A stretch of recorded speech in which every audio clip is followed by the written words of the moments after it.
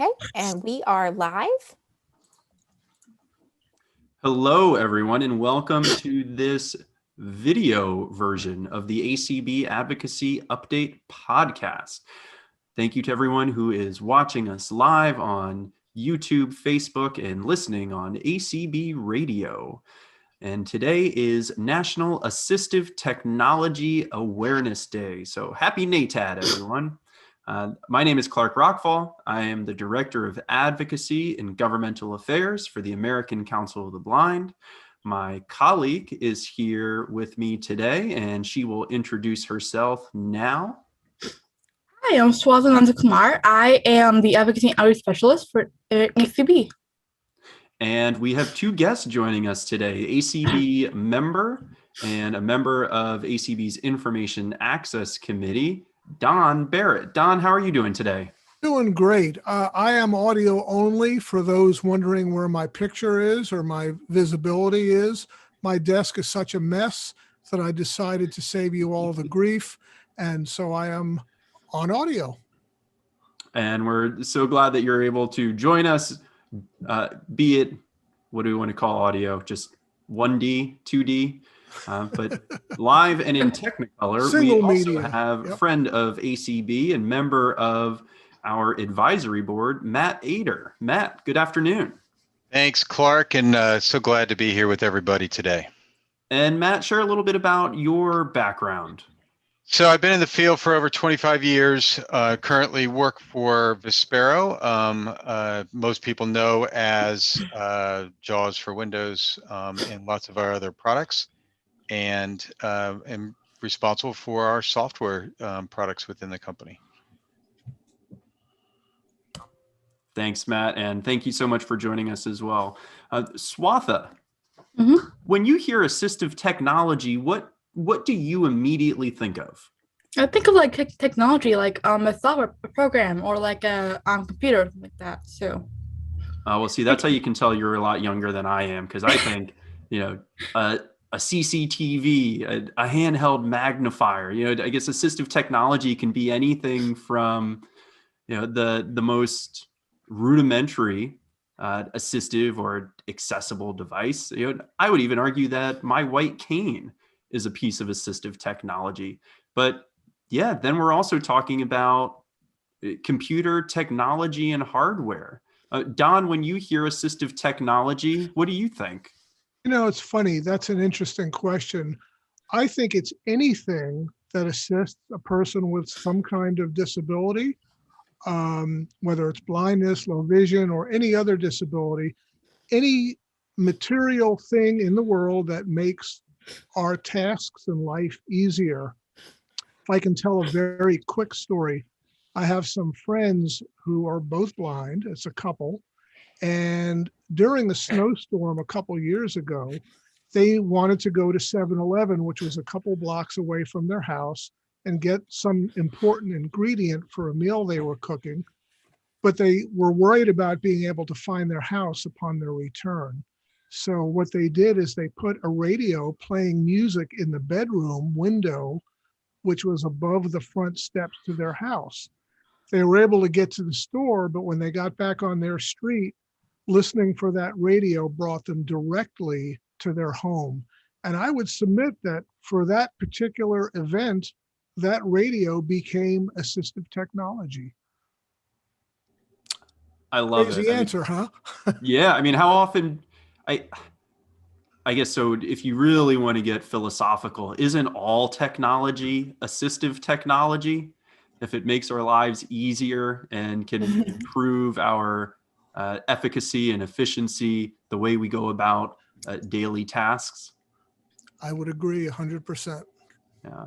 And Matt, you already mentioned JAWS, which a lot of us use as a form of assistive technology, whether for school or in the workplace, in your line of work, but also in your personal life. How do you view, or how would you define assistive technology? Well, it's interesting. I listened to what Don said, and it's true that you could think of anything being some form of technology that could assist you, or some device that, like you mentioned, Clark. And when I think about what Don's example, I have a friend who did something very similar, except that she she took something like a tile device, and which, basically, uses her phone to identify where that device is. And she put the tile device on her front door and then left. And then coming home, she looked for the tile device using her phone. And so, the beauty of technology, whether it's something that's mainstream or what we originally had called assistive technology, anything could be there to assist them. And Google Home or Alexa or any of those other devices, and sorry to wake up all of people's devices by saying that, they could be considered assistive devices today, or assistive technology in a way, even though somebody with no vision loss would use it for something completely different. And Swatha, throughout your life, how have you determined what assistive technology that you need? How have you determined what works for you and what meets your needs? So I think school has been a big part of it for me. When I was in school, my vision teacher would kind of bring in pieces of equipment and show me how they work, and tell me how to use them, and then she'd tell me like, does it work for you? How does it work for you? Like or what do you prefer? So that's kind of my the school's big part. School's a big part of it. So. And Swatha, what are some of the standout pieces of assistive technology that you've used, whether in school or in your professional life, that have had a large impact on you? So on my computer, I use a screen reader called NVDA, and that has definitely helped me. It definitely made me more of a computer person. It's definitely made me kind of it's kind of made things easier for me to like read and navigate the screen and read emails and all that. Also on my phone, I use VoiceOver, which is not a screen reader.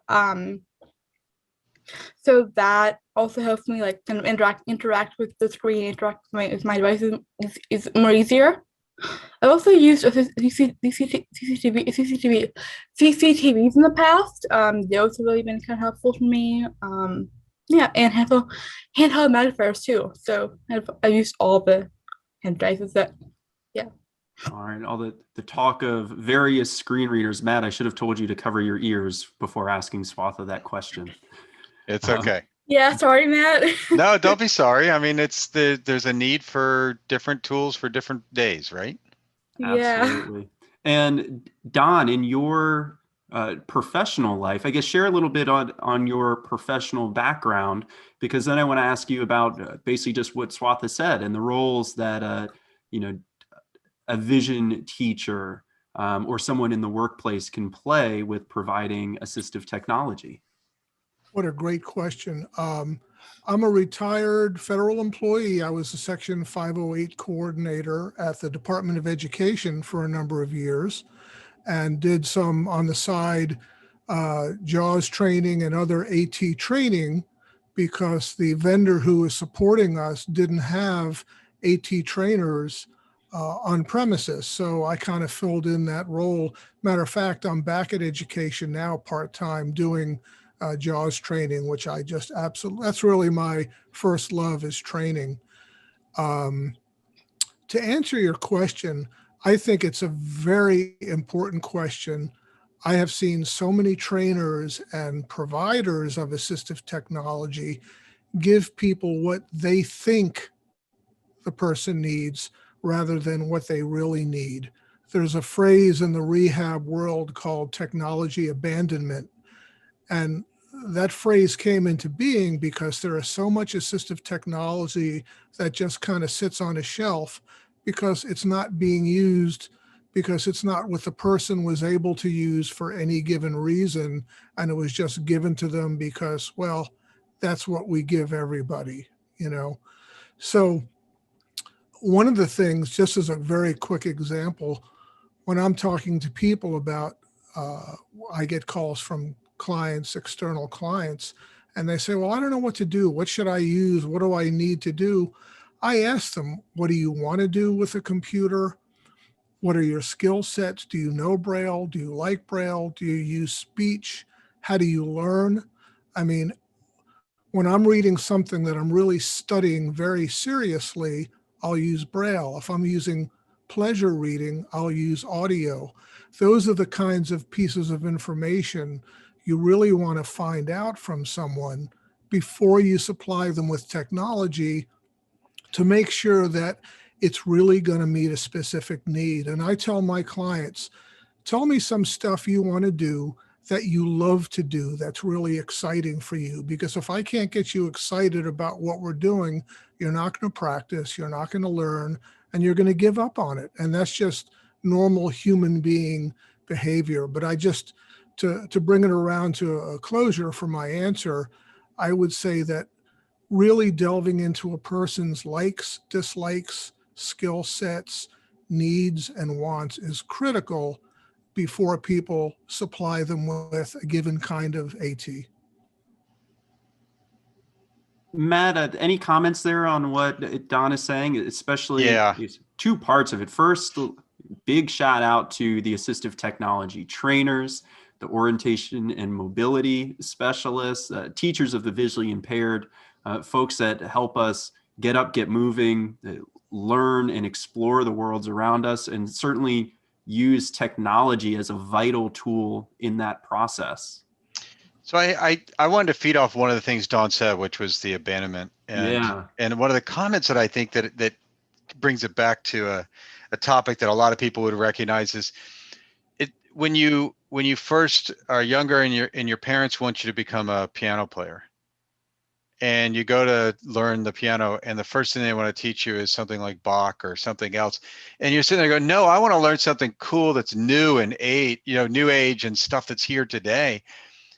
And that's kind of the same thing, right? If we can get people interested with the topics that are interesting to them, if we today took the first step to teach somebody how to use a computer versus teaching them how to use the phone, we're probably going to lose an entire population of people who just want to use their phone right now. And eventually they may have to use the computer because they're going to go do a job. But if we start with a PC and say, hey, look, let's just show you how you can use a computer that talks and all that kind of stuff, it's not going to be the same kind of excitement versus, hey, let me get on Twitter, let me get on Clubhouse or some other, form of media, social media. That gets people excited. And that's one of the beauties of technology is that, if we look at the most recent era of assistive devices, people are probably going to point out to something like the iPhone as probably their number one game changer in assistive technology. Now, that's a form of mainstream technology that Apple added the built-in screen reader called VoiceOver, and it was a huge difference maker for people to be able to be participating in society, and that's a huge part to technology adoption. Now, I personally, if I could swivel my camera around, I have a Braille display sitting over here. I have a CCTV sitting behind me. I have a CCTV on my desk. I have JAWS on my computer, a Braille display on this side of the room that's for my takeaway and use with my iPhone. Now I'm blessed that I work for a manufacturer of this technology, but at the same time, I probably owned half of this stuff before I, even started working here. But I could, going back to something I said earlier, is that there's the tool for the right moment. And if you look at CCTVs as a good example of that, and we call them CCTVs from the 90s and before. Today, we would probably refer to them as video magnifiers because it's way trendier than CCTV. And if you Google CCTV, it's probably going to bring up the cameras at Walmart that are watching you rather than the cameras that are video magnifiers. But, the use case of that is so broad, from a handheld device to read your mail, to a desktop to do your arts and crafts, to a wearable to watch a baseball game, such a variety, or somebody who's in school and needs to read a chalkboard. And so when you look at assistive technology and someone introduces something, and I think Don brought this up, that it's about getting the right tool for the right person. If you go and look at one device, it's probably not enough. No different than when you're buying a car. Rarely do you walk in, or when you're buying a house, rarely do you buy the first thing you see. And so when you're looking at the low vision aids, and I think there's a session on ACB communities tomorrow at 3 o'clock on picking the right low vision aid. And that's a great example of, like, there's probably 5 different, 6 or 8 different kind of use cases for, or not use cases, types of video magnifiers that meet, 20, 30 different use cases. And so don't assume you get this big bulky one that's sitting behind me, or the handheld, if it doesn't work for you. The assistive technology has to meet the need. And you look at employment, most people sit with big desktop units, but then under the pandemic, they needed portable because they needed to come home and they didn't have the desk space. So the need changed just based on the last year, as an example. That's such an interesting point. Swatha, have your use case for assistive technologies, has your needs changed throughout the pandemic? I think so. Yeah. Yeah, because I definitely don't go out as much as I used to, so I don't really need the bigger stuff. I just need more like things like the computer-based or phone-based mirrors for me. So like I just need the smaller handheld things, and yeah, I just don't need the bigger things or the things that cost a ton to carry around or like to buy or whatever. So definitely kind of broadening to perspective. So Yeah, I think a lot of us probably share that perspective, right? I'm thinking back to the past year. Certainly, we've all been working from home, learning from home. I mean, geez, my first video magnifier. When you were talking about it, I was trying to think, like, what was most impactful for me about using a video magnifier, and it was being able to read comic books, right? And then also, as my vision deteriorated in school, being able to read graphs in math, calculus, physics, economics, and being able to keep up with learning that way. Now, certainly in the workforce, it's more, I guess I would say, more software-based accessibility tools. But Matt, you mentioned the iPhone. So before, we used to have, a different tool in the toolbox depending on what the job was. Do you see a world where something like the iPhone or different pieces of technology are just becoming a Swiss Army knife? One tool that can do it all? So I don't think that it's one tool can do it all, depending, again, what you're, I guess it does depend on the use case. If I'm just browsing the web, there's a chance I can get by with a phone, but there's a lot of websites that may work better on a desktop. So then you say, boy, do I need that extra product. If I need to write a resume, I don't know that I'd sit down and do it on an iPhone. If I had to read a spreadsheet, I may be able to glance at reading it on the phone, but could I actually create it? And I kind of separate the phone experience from a computer experience from a creator versus a consumer. And I don't mean consumer as somebody who buys things, but a consumer is somebody who's consuming the information. I think an iPhone works perfectly great, in my opinion, for consuming, and even probably jotting basic emails. But if I had to write a paper, I probably wouldn't use an iPhone for that.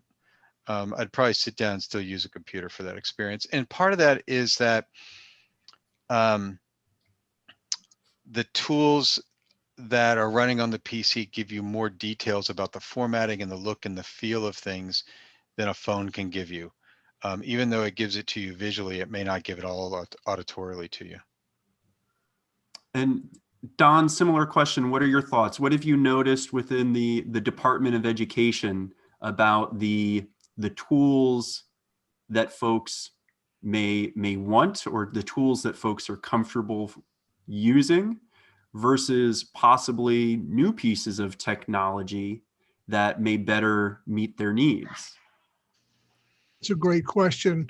And I guess this is kind of, I have to say, a little bit unfortunately, because the government it's large and a little bit unwieldy, it tends to stick with the old school mainstream products like Office, which, believe me, is not just old school, but you don't see a lot of federal workers with their own iPhones. Some of them do, but by and large, they don't hand them out. Everybody has a laptop. Everybody has Office 365. Everybody's using Teams, or at least trying to as best we can. But this new stuff, I know there have been agencies that have been looking into getting IRA because they want that visual assistance available in real time for their blind customers. But it's not changing as much in the government as it might be in just the regular consumer world. I'm actually excited about that. When I think about, I think the competition's really heating up. I can't tell you how many sighted people have said to me, we'll leave to go somewhere and they'll say, oh, here's your stick.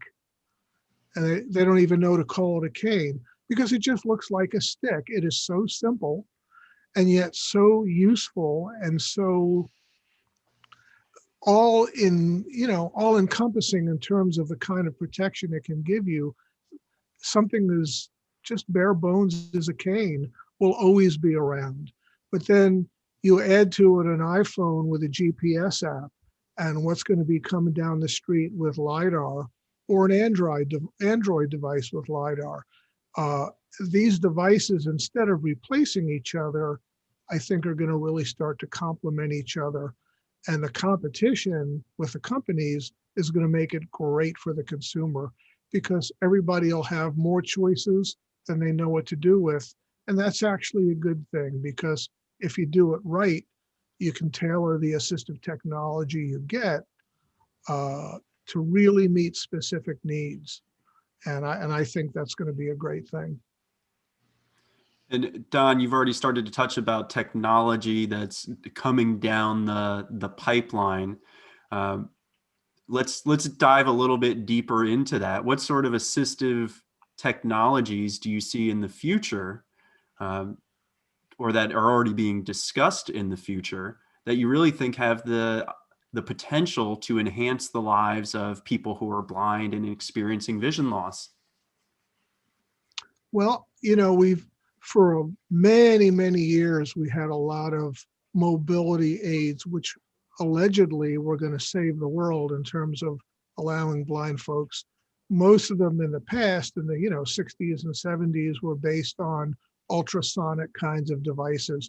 And they really, when it push came to shove, they were difficult to use because all the kinds of crazy noises they made basically sounded the same. And in the real world, noisy environment, it was very hard to tell what you were encountering. But now you have, apps like Seeing AI and Vision and SuperSense and LiDAR, which is still in its infancy. And I just think things are going to get better in a really better way rather than in a marketing way. It's just like the Braille displays have been the same, the cell technology since the 70s. And now all of a sudden you have different kinds of, groups experimenting with different types of Braille cells and trying to make cheaper cells and that kind of thing. So we're kind of on that edge where AI and new fabricated technologies are going to come down to the assistive technology level. And I think it's going to open up things we haven't even dreamed of in terms of what we'll be able to be able to really travel independently using a device with artificial intelligence and good vision and LiDAR and object recognition and all kinds of stuff. So I think we're in our infancy of this, but I think it's happening little by little. And I think it's going to be awesome. And Matt, if you could build off of what Don's saying here about the future and technology and innovation that's coming down the pipeline, are there products or services that you're excited to see become mainstream or mainstream assistive technology? Well, one of the things that's happened in the last 20 years, both in assistive technology or even in mainstream technology, is the really push towards understanding the user experience. And one of the ways that's happened is through user studies. Another way is through collecting data based on the tools and features and technology we use. And so everything you do, like it or not, technology is trying to figure out what you're doing and why. And the reason they do that is they say, you know what, if you're not doing it the way we expected, then we should watch and figure that out in a positive way, not in a negative way. And if we can help coach you through a user experience based on the data we're collecting to make it easier for you, then we should do that as well. And so I think that, you know, whether it's asking my device in the corner here to make the volume louder, and it says, did you know next time, because I started to place a news today and it was too quiet. So I went over there and turned the knob. And because I turned the knob, it said, did you know you could just ask me to do that? And I'm sitting here going, okay, that's a little creepy. But at the same time, it should be smart enough to know, or I should be smart enough to know that I could just ask it to do those kinds of things. And so it nudges me towards that kind of experience. So part of it is understanding the user, understanding what features and technology we need and use, and could we adapt for you? So for example, if every day I turned my high contrast mode on in the afternoon, wouldn't it be nice for the product to actually say, hey, look, it's about time for you to turn on dark mode or high contrast mode? And that would just make sense because it's watching and understanding my behaviors. If I did that 10 days in a row, isn't it about time for the software to know that? And some people say, hey, I don't want all this software watching what I'm doing. I get that. But none of this is, every company's doing it today, but every company has to own up to the privacy at the same time. So they don't collect it at a personal level, they collect it at an aggregate level. So it's about grabbing the data, understanding it, and saying, you know, the trends say, you know, low vision people or this group of low vision people may need 3x magnification at their normal size rather than 2x. So why are we starting everybody at 2x? Why don't we start them at 3x? Or everybody ups their screen reading speed within the first year of using it. Well, after a year, maybe we should coach them to do it. You know, that's the kind of stuff that we should be doing to help the user.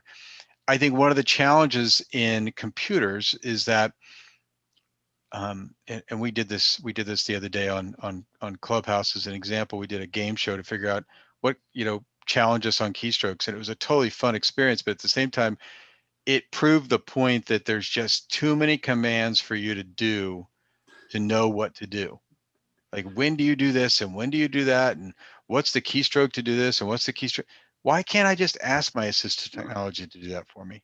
Make my job easier, because the new user coming behind me is not spent the last 25 years of their lives learning all of these keystrokes like I have, and probably doesn't want to. Because think about it, on the iPhone, how many keystrokes do you know on the iPhone? Zero. Zero. Yep.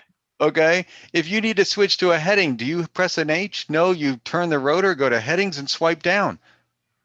I mean, and I'm not saying I like touchscreens on a computer because it's a little different than it is with a piece with a phone, but we should make people's jobs easier to accomplish tasks. We shouldn't make it harder. And I think that's something that we'll learn through, you know, observing, collecting data, and then figuring out what's the right path. And that's that whole user experience stuff we did move towards. Awesome. Swatha, last week you attended a session by the U.S. Access Board on autonomous vehicles. I talk about assistive technology, right? Yeah, oh my gosh, that was a really informative webinar. We talked about like how we can leverage, because this technology to make healing or using an AV much easier. So that's what we talk about a lot. And I think the important part of that conversation is that the government and the auto industry, they're having conversations about universal design and with the disability community upfront in the development, the design, and testing of this technology, so they can build in accessibility upfront. I mean, imagine a world where we can independently travel and using assistive vehicles to do that. That's just mind blowing.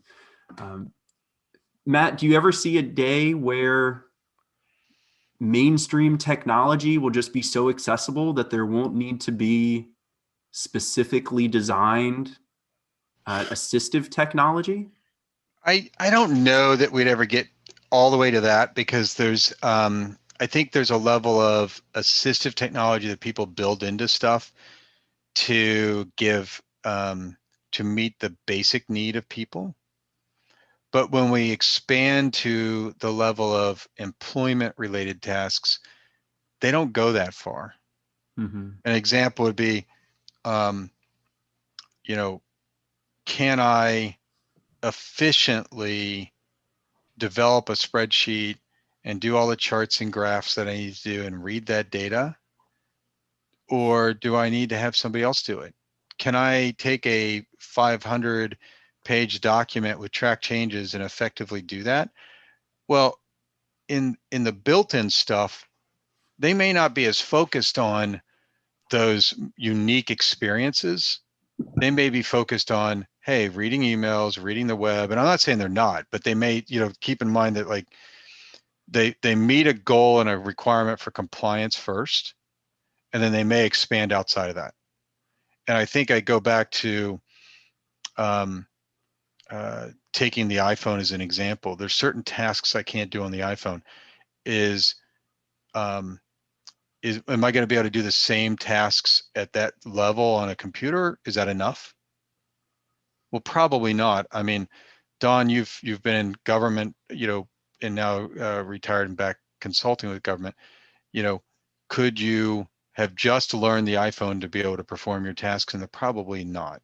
I don't think so. Yeah. And that wouldn't be enough to be able to do. You could respond to an email. I've been at clients where they said, oh, well, I'll just get Alexa to read the email and I can write that to people. There was a person who came to me with a great technology idea. At least that's the way they saw it. And the idea was, I commend people on coming up with ideas to solve problems. I want to suggest that people keep doing that. But the idea was, let's put a play button at the top of every web page to play the web page back as an MP3 file. Wow. Problem is could I interact with bestbuy.com?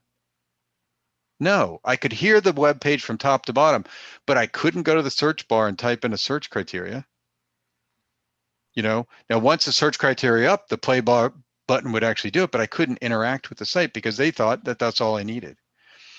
And so there's a lot of great blind technologists working on whether it's screen readers, whether it's low vision devices, whether it's Braille devices, that have invested their entire lives that understand the total user experience. That I don't think we'd ever get to a point where, hey, I could just get a TV. That's not fair because we can. A talking TV that does everything we need it to do, probably. I mean, I am sitting in front of one right now. But could I actually do all of my jobs at work without the assistive technology made by the great companies out there, whether it's mine or others that have built this great technology to make me more efficient on the job? I don't know that we could get to that level. And Matt, we certainly won't get there just as consumers sitting back and saying, it would really be nice if. You mentioned having an accessible TV or a TV that's so accessible that you can do everything or nearly do everything that you would want to do on the TV. That didn't happen overnight, and it didn't happen independent of the work of advocacy organizations like ACB. And there's still certainly plenty of work that we can do related to accessible technology, workplace accommodations, communications, and video accessibility, whether that's for content or the hardware and the accessible user interface. So we'll still certainly keep doing that policy and advocacy related work. But Don, if there are folks out there, employees or students who think that they could benefit from using assistive technology, what advice do you have for them? Wow, great question. Well, first of all, I would recommend that they get involved with other people with similar functional limitations.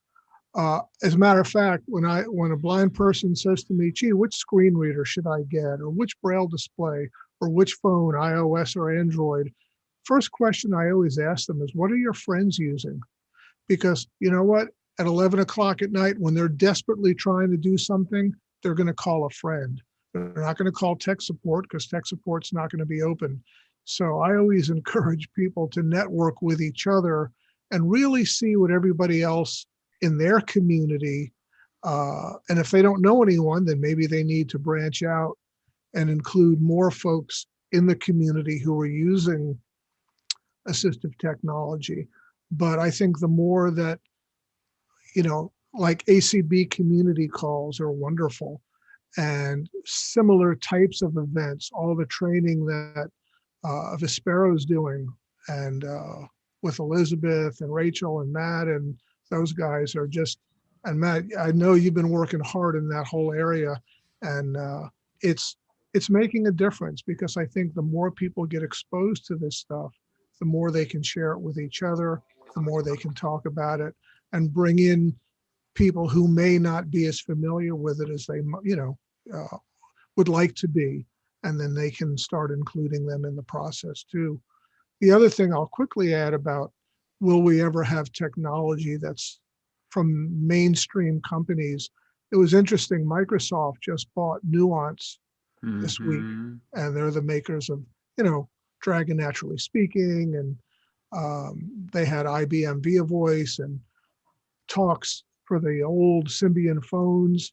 And boy, we can sure hope that Microsoft might leverage some of their speech input technology to improve dictation in Windows. Wouldn't that be awesome if they added Dragon-like features to that paradigm? So I think people will move in that direction, but as Matt so aptly said, we'll never reach a point where it's fully always available 24/7 to everybody just in the mainstream product. But we're getting closer. We are certainly getting closer. Matt, final question for you. If there are employers, educators, uh, teachers, trainers, specialists out there that want to learn more about assistive technology and the use cases for people who are blind and visually impaired, any recommendations or advice? Yeah, I think there's so much great content on the web, for one. I wanted to mention something that Don mentioned, when you talked about, I don't remember if it was you, Clark, or Don, who mentioned the, picking the right, I think he said screen reader, but let's use Braille display for a second. And I think it works the same with CCTVs. It's not enough to take a recommendation of a person. You have to put your hands on it. You have to feel it. I mean, the way I read Braille versus the way Don reads Braille, the next person reads Braille, is so different. What I like in the dots, the way I like the refresh, the way the keyboard feels, it's so critical. It's not just like buying a $10 keyboard. And so everybody should remember to put their hands on something. If it's Braille displays, if it's CCTVs, even if it's a screen reader, listen to it, listen to the voices and figure it out. Some people like an Android phone, others like the iPhone, and they like it for certain reasons. And so I would, like Don said, get with your community of people, learn what others use so you can develop a culture of sharing. And from a technology perspective, in terms of finding the different technologies, there's great organizations, whether it's the different conferences we go to, it's going to the ACB convention. It could be going to a local library where that technology may exist post-pandemic, which look forward to someday. Some of the federal agencies in the DC area, which isn't the only area we're covering here, but the DC area during a non-pandemic year would have demonstration areas where you could see different technologies. And then separately, if you go to companies like ours, or it could be other assistive technology companies, and I'm with Vispero, but it doesn't matter if it's us or somebody else, you can click the dealer area, the dealer link, and they'll come to you, assuming you're comfortable with it, to show you technology. And then I would also say YouTube. There's so much great stuff on YouTube. It's crazy how much good stuff there is on YouTube today. So you can watch a video on how did somebody unpack their Braille display, or how they use this feature. So I think it's a mix of that. I also think there's some great stuff in social media platforms like Facebook, where people are communicating on, there's an assistive technology group, there's a JAWS users group, there's a technology for blind group, there's a Braille users group. So there's so many options out there to experiment and get some good feedback. All right. And Swatha, final question for you as we wrap up here. Just quickly thinking of some of my favorite assistive technologies, the bump dots on my stove, because I don't know if I'd be able to cook without them. My Comcast Xfinity set-top box with the voice remote makes it so easy to navigate and know what I want to watch. And then Microsoft Soundscape, just because it helps me experience the world around me in a way that I never could before. Any other pieces or types of accessible assistive technology that are near and dear to your heart, Swatha? Yeah, I just like I said before, I love my computer, my screen readers. I also just like, yeah, I cannot live without my computer or phone. So I that see how young I am. Yeah. I also really just love using my cane and going outside and walking around and just navigating the world using it. I don't think I could live without that either. So yeah, it's been a wild ride, but I'm here now and I figured out what I need. So Awesome. Well, Matt and Don, thank you so much for joining us and sharing your expertise and experiences, helping us celebrate National Assistive Technology Awareness Day. And I certainly want to encourage everyone out there listening, as well as watching on social media, to share with ACB and your friends and family in the broader community. Shoot, you can do it in comments on this video here today. Share with us what some of your favorite pieces of assistive technology are, and share why this assistive technology is so important. So Hey, again, Clark. Matt, yep.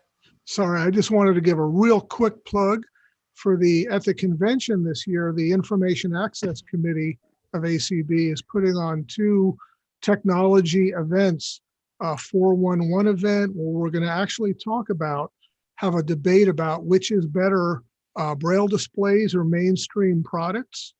And we're also having a financial literacy panel where we're going to demonstrate some ways of doing things in the financial world with your iPhone and with Excel that really haven't been publicly demonstrated before. And so we just want to encourage all the listeners to make sure you know when the convention is, register for it, and attend those technology events, because I think they'll be well worth your time to do so. Great, thanks, Don. And Matt, any final plugs as we sign off here? I think I'll mention just a few items. One is, later today on Clubhouse, I'll do an event on, getting used to using the Windows desktop for new users. That's not for people who do this every day. This is for beginners. People who are shy from the computer can come listen. And then tomorrow we're doing how to read a PDF with a screen reader with JAWS. And then tomorrow at 3, I think, is the real fun one with back to ACB communities, where you can kind of help learn about how to pick out a low vision device that fits your needs. So that's tomorrow, 3 o'clock Eastern time. And that is available as an ACB community event. So again, thank you to our guests here today, and happy National Assistive Technology Awareness Day. This is Clark. Please check us out at acb.org. Get involved with the community, and as always, keep advocating.